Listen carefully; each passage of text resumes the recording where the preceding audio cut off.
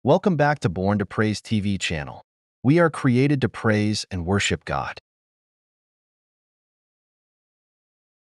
Ang regalo nga dapat natong mabatunan si Jesus.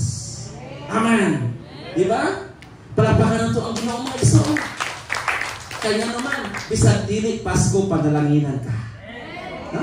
Mag-expect ka ron Pasko na adoy ko'y madawat nilang pastor. Na ako'y madawat ang akong mga nino o ninang. Ha? Na pag-abot sa Pasko, nasakitan ka kay isa ko sa walay ituloy. Hallelujah! No? Bisag usa ito, bisag 5, wala yun. Sayang. Usa pa'y pulos aning kalibutan nga wa mo ko hatagi. Right? Bisag akong uyab, wa ko tagain. Bisag na lang hilo, wala. Right? Ayaw pag-expect masakitan na ka. Amen! Hallelujah! Pero expect si Jesus. Punon ka niya mga igsoon. Sa gusto mo. Psalms 37 verse 4. Delight yourself into the Lord and He will give you the desires of your heart. Hallelujah! Dalayon ang Ginoo mga igsoon. Bisag wa nimo pangayuan, pwede niya ihatag mga igsoon. Ha? Pero nga, Lord, wala man ako pangayuan. Ayun po question na ang Ginoo.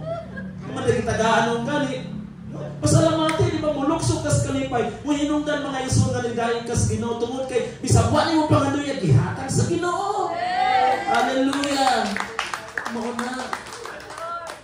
Munang lipay karita nga naa si Kristus nung kinabuhi. Ayaw ibaylo ang bulawan kaysa kuan sa bronze. Ang bronze mo ay pinakainit mga igsoon na quality. Pero ang bulawan, magpabilin din na siyang bulawan, bisan imuha pa na siyang patayan, paulanan. Muna'y kinaiya mga igsoon. Muna'y pagkamaayo sa tumbuhin ng Diyos. Hallelujah. Next, ito maglangan kinalangan nata. Ikatulo, kaning knowledge. Proverbs chapter 1 verse 7. Proverbs chapter 1 verse 7. Ang tao nga gustong maalamon. Tanawa ha? Ang tao nga gustong magmaalamon angay magtahod sa Ginoo. Ha? Sa ulit pa in English?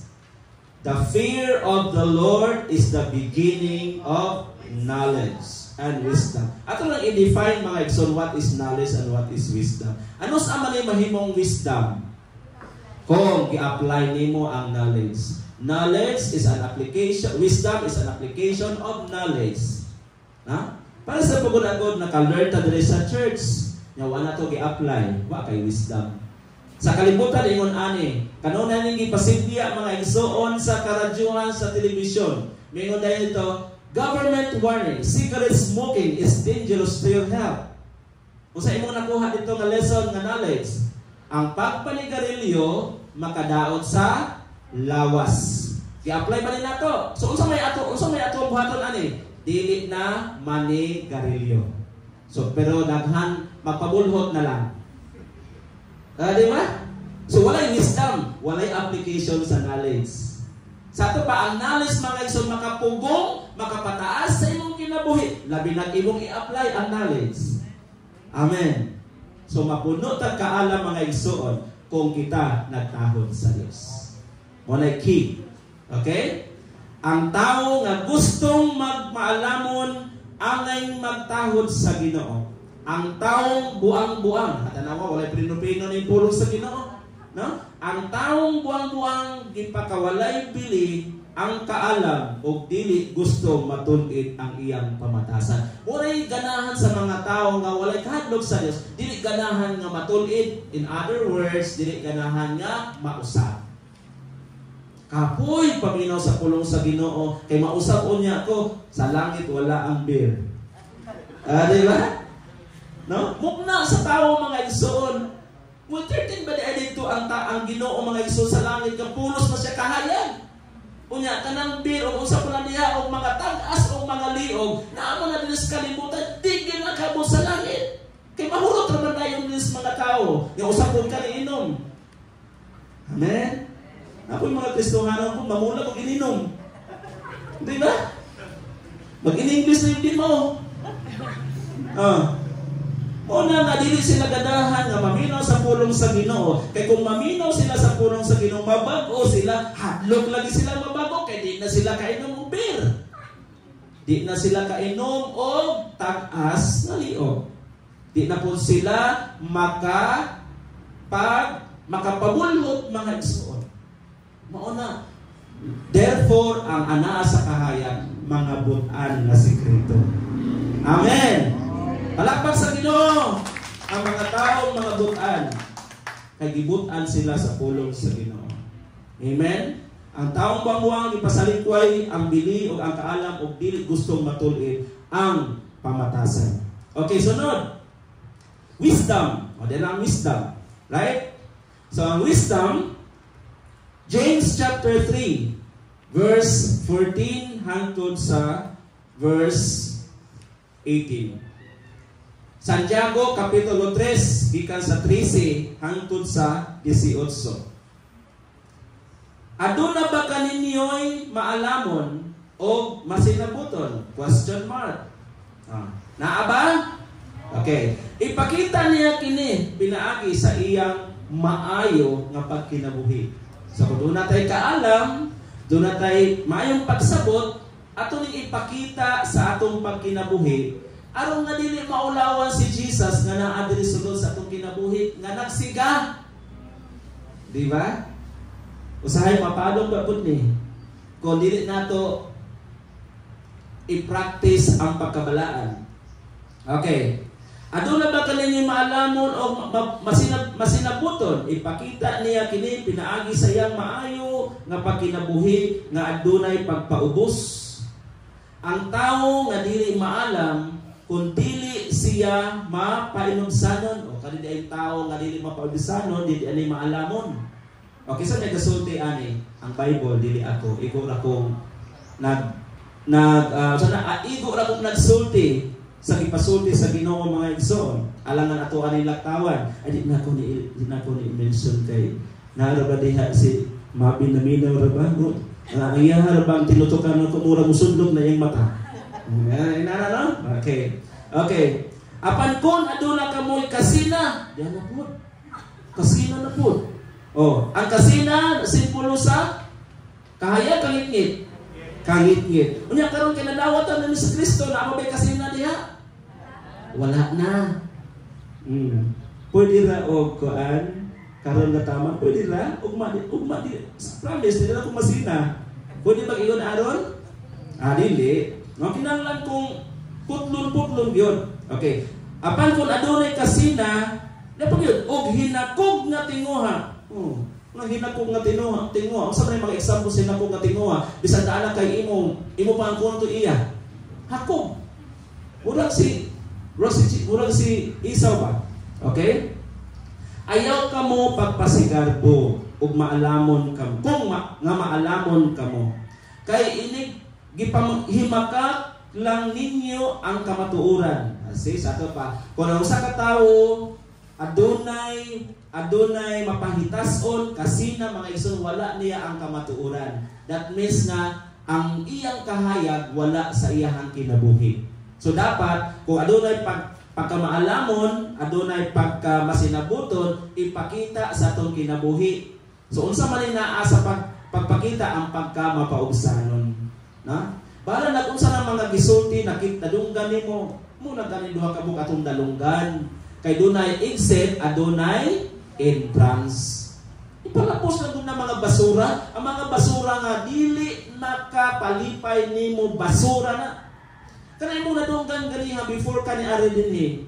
Unya na discourage ka, nya imong tuyo pagkamatarong, pagkamatinud-anon, pagkabalaan. Unya gipadungog kag istorya, ayaw na na o impressure sa sulod kay ma-discourage ra ka. Bisan gani ang imong kaugalingong pamilya, bagsaya sa imong kaugalingon para maka-attract ka kaniya. Nganong mangyud nga ganadyo ka mo adilhi para ka makakaton tungod kay ang kahayag atong gitudlo dinhing dapita, wa ta magtudlo o kangit-ngit. Amen. Wa ba ta nagmaritis dinhi? Gitapit nato siya. Right? No, ang ato adilhi gisgutan ang manonobos nga natawo dito sa pasungan nga nahimong imong kahayag o akong kahayag. ug magdala ka nato ni sa kinabuhi nga walay katapusan. Muni mga igsoon ang gusto sa Dios. Muni ang ato ang istoryahan tungod kay forever, na? Forever we are family in God's kingdom. Hallelujah. Next, kay kun asa gani ang kasina ug pagkahakog atoa usab ang kaguliang tanawa. Na? Naa gani mga igsoon pagkabahin-bahin ang kasina ug kahakog walay kalipay naa diha. Walay kalipay. Right? No? Pwede nimong ang kuno muna pag si Hakob ba? Muna gi-diskutan siya Hakob kay nanuman iya man giangkon pati ang iyahang parte sa iyang igsuon. Muna hingan siya Hakob. Right? So verse 18, ang tao nga nagpugas o kalinaw muani o pagkamatarong o maayo nga relasyon sa usag-usa. Mao ni dapat natong butangan o emphasis mga igsoon. Kinahanglan nga naata sa pagpugas ta og kalinaw. Bahala unsa na isulti sa uban. Dili nato na igsapayan mga igsoon. As long as naatas pagpangalagad naatay kahayag nga mao si Jesus. Dili mapalo ang atong kahayag kung dili nato i-entertain mga igsoon kining mga basura sa kinabuhi. Ikalima, kaning gitawag nato og grace, grasya. James chapter 4 verse 6. Apan ang Dios naghatag kanato, remember na apagos point 1. Point 1 na point 3 point 3. Mas paso na nato ng igsoon, no? James chapter 4 verse 6. Nanata sa grace, no? Apan ang Dios naghatag kanato og dugang nga grasya mao kana nga nag-ingon ang kasulatan.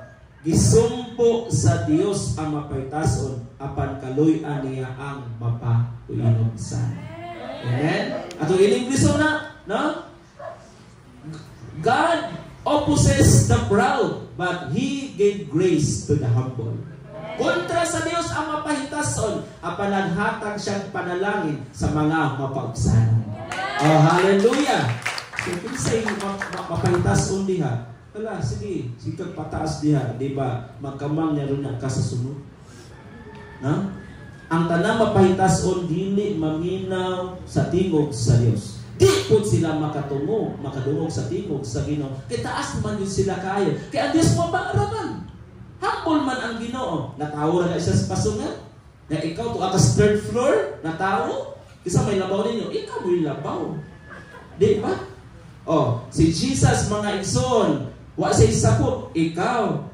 Labi ni mong sapot, gwapo-gwapa ka. Si Jesus gilansa sa krus, ikaw wala gilansa, labaw ra gihapon ka. Kaya nga naman, mapahitason. Pero ang gingon sa Ginoo, kontra sa Dios sa mapahitason. Kaya dili gusto ang Dios na matukman siya, kaya siya may pinakalabaw. Amen. Amen. Kung ana ang Ginoo, dili na kasi lalo ayaw palabaw sa Ginoo. Amen ba? Amen. Kaya kontra sa Dios sa mapahitason. So, ganahan ta nga, daghan tag panalangin mga igsoon, grasya, manghingapin, ayaw palabuhi ang Dios. Kung ang sugo sa Ginoo nga imo siyang duawon at tuon sa church. Thanks for watching. Simba. Please don't forget to subscribe, like, and share.